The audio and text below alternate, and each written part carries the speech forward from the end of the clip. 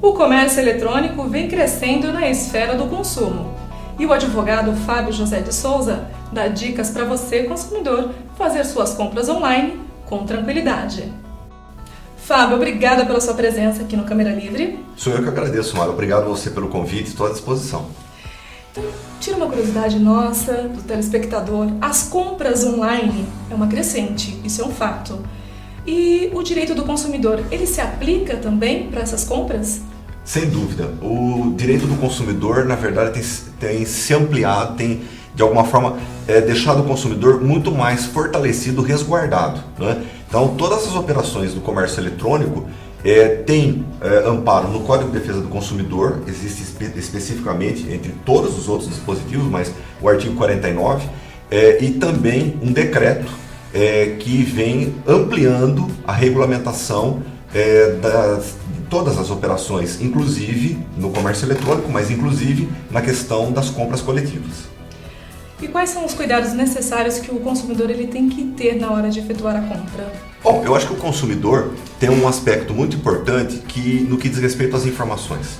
Se ele vai para um site, ele precisa ter, primeiro de tudo, paciência, né? E começar a identificar em que local ele está realmente ali visitando. Então ele tem, por exemplo, informações como o nome da empresa, o CNPJ, que é uma identidade da pessoa jurídica com as informações. Se nós olharmos para um site, para as informações, tanto para o site da Receita Federal, que poderá fornecer, a partir do número do CNPJ, todas as informações daquela empresa, se confere o endereço, se ela é uma empresa ativa, se ela possui, isso tudo muito rapidamente, que hoje, se você está no site é porque você tem acesso. A partir do momento que você tem esse acesso, você pode consultar com calma o site da Receita Federal. E ter essas informações, além do site da Receita Federal, outros sites, por exemplo, do Procon São Paulo.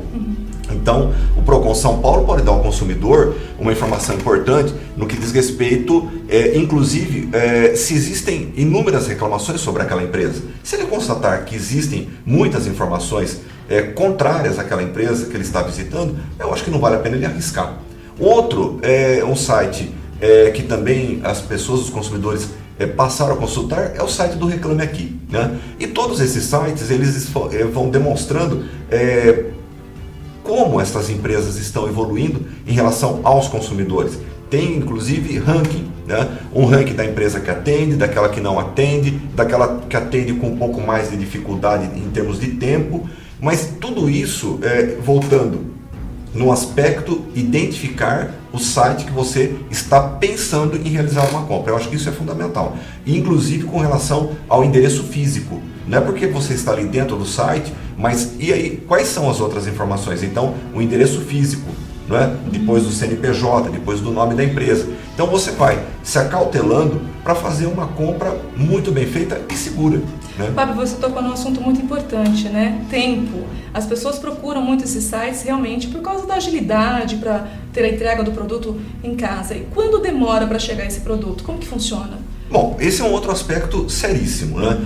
A partir do momento que você se certificou de que é uma compra mais segura que você está realizando, de uma empresa confiável, né? Também acho que é um fator importante, que você identifique empresas que já começam a ter uma identidade com o consumidor, ou que nas lojas físicas, elas já têm uma tradição nas lojas físicas, né? Então elas já estão estabelecidas, né?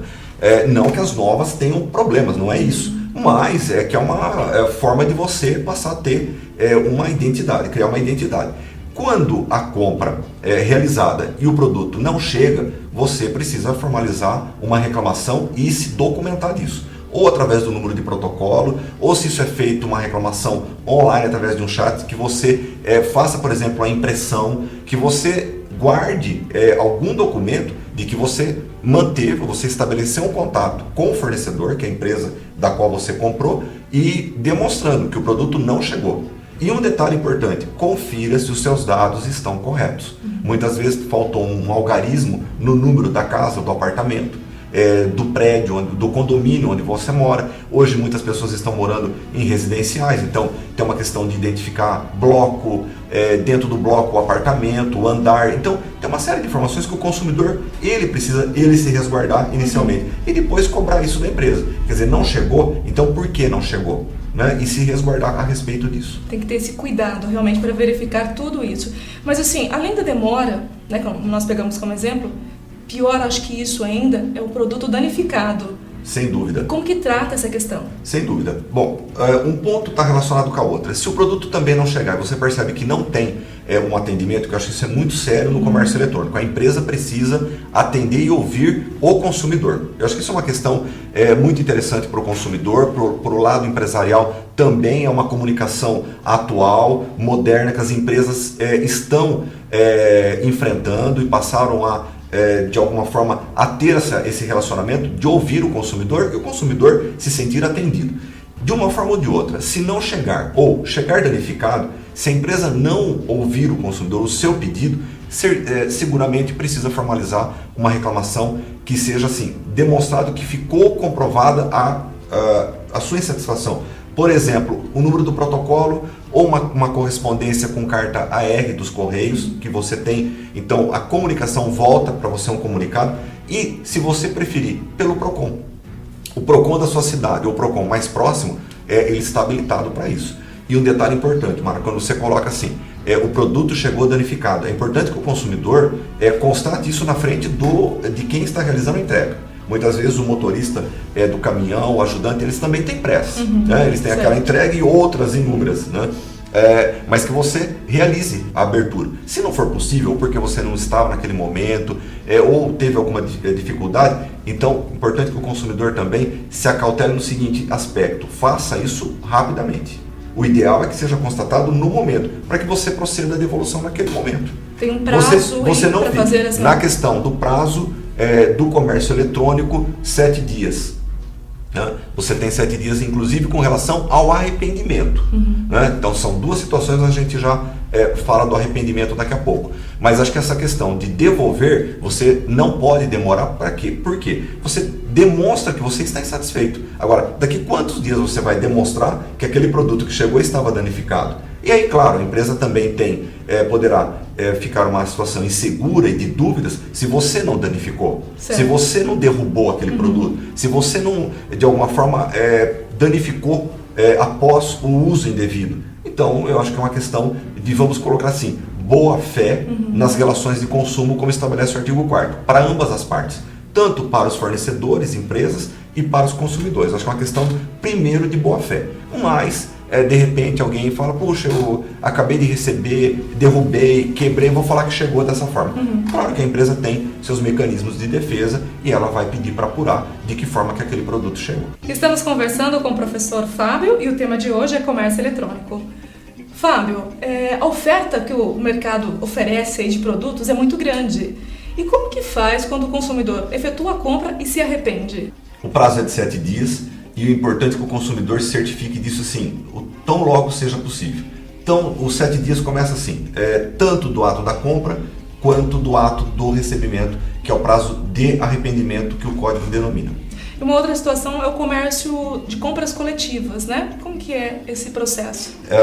A questão das compras coletivas, os consumidores, de um modo geral, tem uma nova proteção dentro de um decreto que vem ampliar essa regulamentação das compras coletivas. Então, quando alguém vai para um site de compras coletivas, o que ela deve observar? Primeiro, o prazo que essa promoção está à disposição e quantas pessoas deverão concluir para que aquilo seja efetivado. Então, tem um número mínimo? Tem. Isso deve estar previsto e divulgado. Qual o tempo que eu tenho para me beneficiar daquilo, para eu usufruir aquilo que eu comprei ou que eu contratei se for um serviço. Então, por exemplo, uma questão de uma clínica de estética. Então, você vai para uma clínica de estética e, de repente, você tem ali prazos, aquilo que você, de alguma forma, vai estabelecer. Você também precisa saber onde, com quem você está contratando. Então, duas informações são importantes nas compras coletivas. O site que está oferecendo, como nós já falamos, a questão do CNPJ, todas essas informações. E outra, de quem eu estou contratando, tanto o produto que eu estou comprando quanto o serviço que eu estou contratando. Então são duas informações, primeiro do site e segundo de onde eu vou então obter o produto ou o serviço. Perfeito, Fábio. Esse assunto ele é muito amplo, né? Mas você deu dicas importantes aí. Eu agradeço pela sua participação e espero também que vocês tenham gostado. Seja sempre bem-vindo aqui ao nosso programa Câmera Livre. Sou eu que agradeço, mas estou à disposição e poderei voltar sempre que vocês quiserem.